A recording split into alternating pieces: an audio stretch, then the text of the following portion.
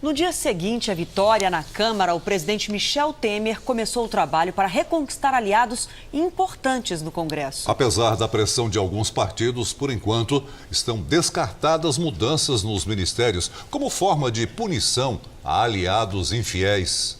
No Palácio do Jaburu, o presidente recebeu o advogado Antônio Cláudio Maris, responsável por sua defesa, e analisou com os ministros Eliseu Padilha e Moreira Franco o resultado da votação na Câmara. Temer está particularmente preocupado em resgatar os dissidentes da bancada do PSDB, partido do qual perdeu a metade dos votos. O presidente deixou de acompanhar pela TV a transmissão da sessão da Câmara logo nos primeiros votos declarados ao microfone e passou a uma sala ao lado, segundo ele, para não se irritar com os deputados. Mas nada incomodou tanto Temer quanto o racha no PSDB.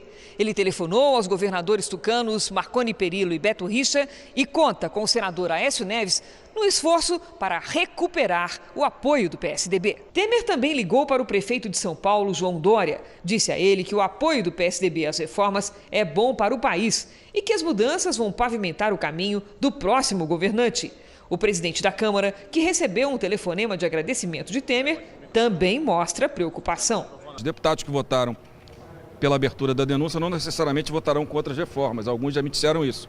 Então precisa ser construído isso. E acho que o ponto-chave nesse momento, já que a maioria dos partidos da base votou majoritariamente no governo, pelo menos os maiores, é você reorganizar com o PSDB. O PSDB é muito importante para a base do governo. O Planalto descarta a saída dos ministros do PSDB, muito atuantes na vitória na Câmara. Possíveis trocas de cargos poderão ocorrer de forma pontual, mas no segundo e terceiro escalões de governo.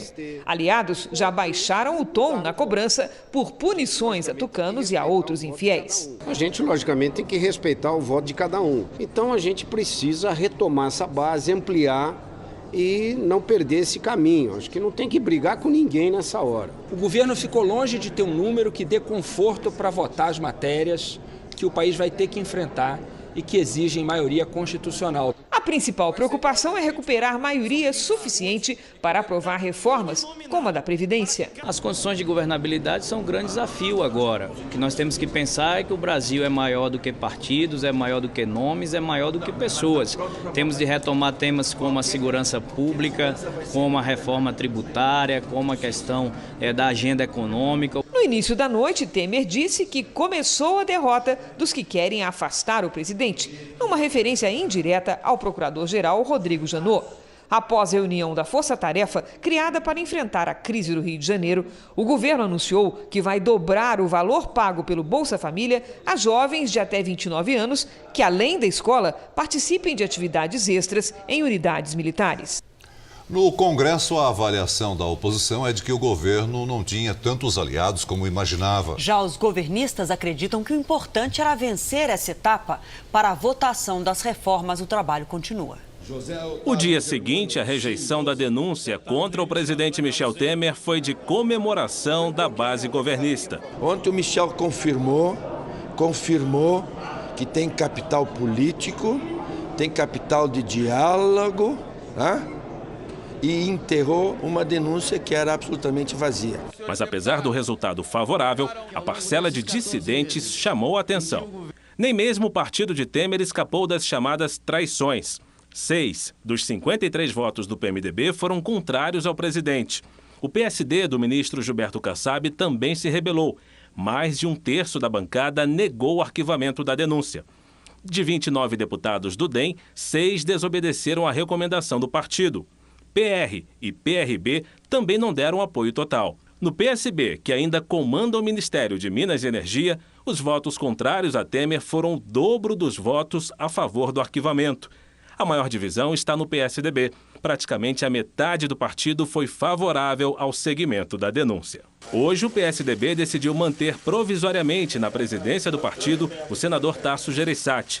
Afastado do comando da legenda, o senador Aécio Neves disse que continuar ou não no governo é secundário. Fala-se muito em cargos, em ministérios, eles pertencem ao presidente da República, que fará aquilo que achar mais adequado em relação aos cargos do PSDB. Isso não é uma preocupação que nós temos. Alguns votos foram surpresa para o Palácio do Planalto.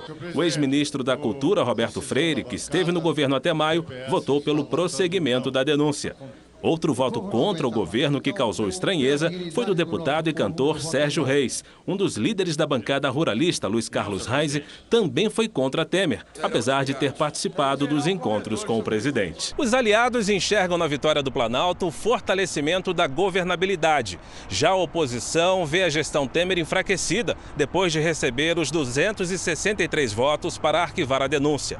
Para aprovar as reformas consideradas prioritárias, como a da Previdência, por exemplo, o governo precisaria hoje de pelo menos mais 45 votos na Câmara. É um governo que efetivamente sai muito fragilizado desse processo. O governo considera que a base de sustentação permanece forte após esta vitória. Deputados que eventualmente votaram contra o governo, esses deverão ser trazidos de volta para a agenda das reformas. Uma vez afastada a denúncia, temos que retomar a situação antes da denúncia. Depois do resultado da votação na Câmara, o mercado financeiro espera pela aprovação das reformas econômicas para este ano. A notícia da vitória de Michel Temer na Câmara dos Deputados repercutiu de forma positiva no mercado financeiro, mas com cautela. Os investidores aguardam os próximos acontecimentos no campo político e no mercado exterior.